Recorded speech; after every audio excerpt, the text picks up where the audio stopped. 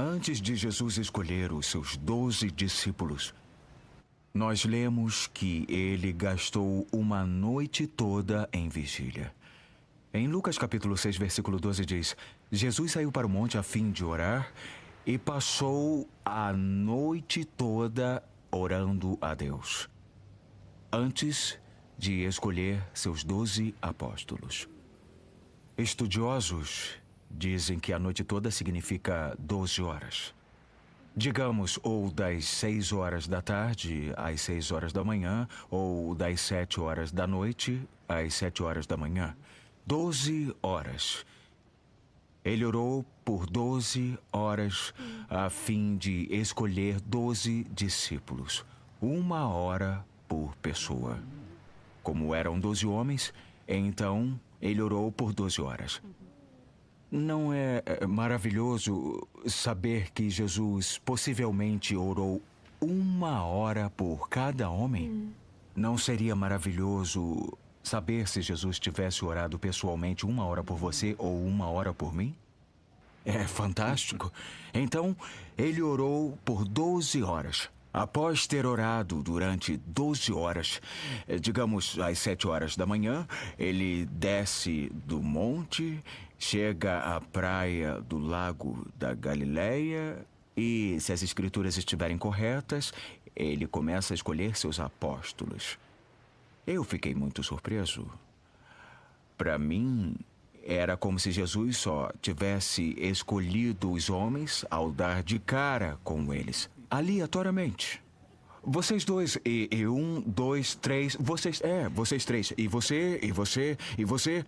Quantos já tenho? 1, 2, 3, 4, 5, 6, 7, 8, 9. Eu preciso de mais 3. Eu quero você, e também quero você, e você. 12. E ali estavam todos. Eu então disse a mim mesmo: não. Eu não posso acreditar que Jesus orou por 12 horas, por 12 homens, e depois os escolheu por ordem de chegada. Por que Jesus orou por 12 horas? O que Jesus orou durante aquelas 12 horas? Será que ele orou: meu Pai, mostre-me os melhores e maiores homens em Israel, os super-homens em Israel? Eu preciso de super-homens como apóstolos. Bom, eu me perguntei, por que ele escolheu aqueles homens assim?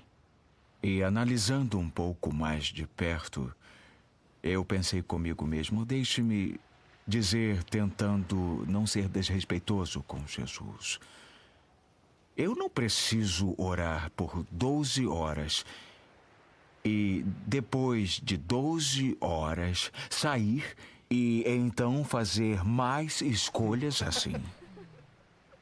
Olhem quem ele escolheu. Ele escolheu alguém como Pedro, o impetuoso Pedro. Um homem de pavio curto, um homem áspero, sempre agindo primeiro e pensando bem depois. Ele escolheu os filhos de Zebedeu. Eles eram esquentados. Quando os samaritanos recusaram-se a hospedar Jesus e os seus discípulos por uma noite, os filhos de Zebedeu disseram: Senhor, manda fogo do céu e consome esta vila. Jesus os escolheu. Eu pensei, que apóstolos gloriosos aqueles dois seriam, hein? Jesus disse: vós não sabeis de que espírito sois. Este não é o Espírito de Cristo. Ele os escolheu. Mas o pior de tudo, ele escolheu Judas Iscariotes. Sim, Judas o traiu. Mas a Bíblia também diz que Judas era um ladrão. E se havia alguém que sabia disso, era Jesus. E Jesus o fez tesoureiro da equipe apostólica.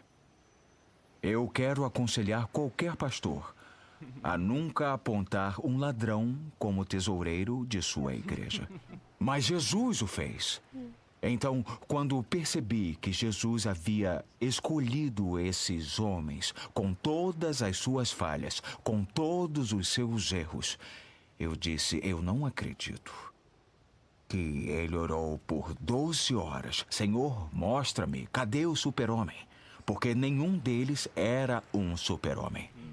Por que será que Jesus orou por 12 horas para escolher pessoas com tantos defeitos? Por que pessoas tão comuns com seus grandes erros? Eu disse: Senhor, por quê? O Senhor escolheu esse povo. Por que o Senhor teve que orar por 12 horas? Então uma coisa aconteceu comigo. Eu tive uma experiência que realmente me abençoou poderosamente. Foi como se o Espírito Santo me tomasse e colocasse naquela montanha onde Jesus orou. Colocou-me bem do lado dele, de modo que pudesse ouvir sua voz. Eu esperava que Jesus orasse pelo melhor para que Deus lhe mostrasse o homem mais notável em Israel. Mas não. Eu escutei algo totalmente diferente. E eu achei que até pudesse escutar Jesus orar. Eu pude até ouvir o que ele orou. E o que ele orou me abalou. Isso foi o que eu ouvi. Jesus orou: Meu Pai, o Senhor sabe que eu estou prestes a escolher meus 12 apóstolos. Não me deixe escolher como o mundo o faz. Não me deixe planejar sucesso, assim como os reis deste mundo planejam seu sucesso. Meu Pai, não seja feita a minha, mas a tua vontade. E demorou 12 horas para que Jesus tivesse vitória naquele ponto. Então ele desceu do monte e escolheu só pessoas comuns. Pessoas como eu e pessoas como você. Com todos os nossos erros e com todas as fraquezas, ele ainda nos escolheu. Eu acho que se tivesse sido Jesus, eu não teria ido à praia escolher alguns pescadores ignorantes.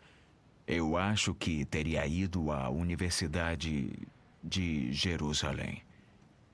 Eu teria dito aos mestres: façam-me uma lista dos jovens mais admiráveis, mais inteligentes, motivadores de pessoas e grandes oradores. Eu tenho uma grande comissão que precisa chegar até os confins da terra. Me deem o melhor dos jovens que vocês têm aqui na universidade. Jesus não chegou nem perto de uma universidade. Ele escolheu pessoas comuns, só pessoas comuns. Jesus não nos escolheu por causa de nós, mas por causa do que ele faz em nós. E aí está a nossa grande chance. Deus não precisa de super-homens e não precisa de super-mulheres. Eu vou lhes dizer por que ele não escolheu super-homens. Ele não escolheu super-homens porque não havia super-homens em Israel. Não há super-homens nos Estados Unidos. Não há super-homens na Alemanha, ou na Inglaterra, ou na China, ou no Brasil. Existem alguns super-homens em Hollywood, mas são todos de mentira. Jesus só escolhe pessoas comuns. E foi assim que ele escolheu aquelas pessoas ali. Bom, meu pai, ele era um pastor. Eu ouvi o evangelho desde que era pequeno. Esta é a maior herança que eu tenho neste mundo. Quando eu tinha 9 anos, eu recebi Jesus Cristo como meu Salvador. E quando eu tinha 10, só um ano depois, naquela pequena igreja no norte da Alemanha, onde eu cresci, houve um tipo de culto missionário. E, de repente, o Espírito Santo falou em meu coração. E o Senhor disse: Reinhard, quando você crescer, vai pregar o Evangelho na África. Eu fiquei tão maravilhado. Eu pulei. Eu corri à frente e coloquei meus braços em volta do meu pai e eu comecei a chorar. Eu disse: Papai, Deus hoje falou comigo. E meu pai disse: Filho, o que ele disse para você? E eu disse: Ele disse: quando você crescer, vai pregar o Evangelho na África. Meu pai me disse: Reinhard, o seu irmão mais velho será o meu sucessor.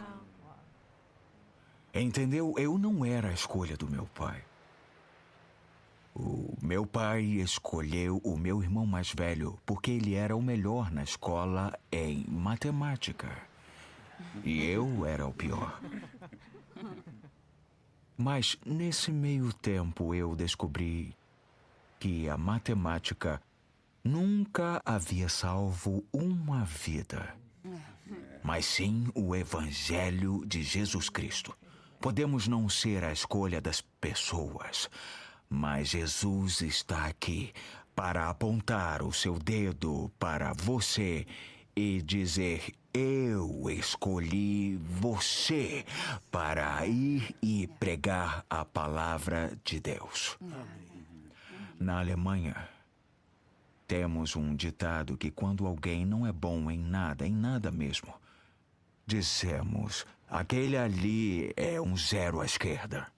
A palavra alemã para isso é null. Ele é um nulo, ele é só um zero. Ele fracassa em suas provas, não consegue achar um emprego ou mantê-lo. Ele é só um zero à esquerda. Bom, tenho que ser honesto com você. Quando Deus me chamou, eu era um zero à esquerda. Só um zero. Mas escute o que aconteceu. Quando Deus me chamou, sendo um zero, eu respondi. Eu fui até Jesus e fiquei ao seu lado. Naquele momento, eu fiz a descoberta da minha vida. Pois ali eu descobri que Jesus é o número 1. E quando eu, como zero, coloquei-me ao seu lado, já éramos 10. Mas algum zero aqui? Venha e fique do meu lado e já seremos 100. Mais algum zero? Então 1000, 10.000, 100.000, 1.000.000, 10 milhões. Eu então percebi: Jesus dá valor a cada zero.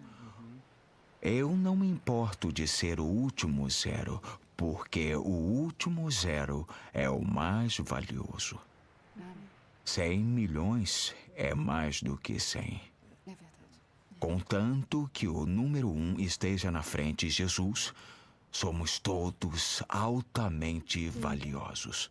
Porém, remova-o e, de novo, não seremos mais do que zeros. É assim que Deus nos chama, como Ele nos escolhe. É o segredo que precisa ser compreendido. Não importa quem você é ou o que você é. Jesus o torna valioso, altamente valioso. Ele lhe chama, ele capacita, ele envia e ele estará sempre com você até o final dos tempos e até os confins da terra.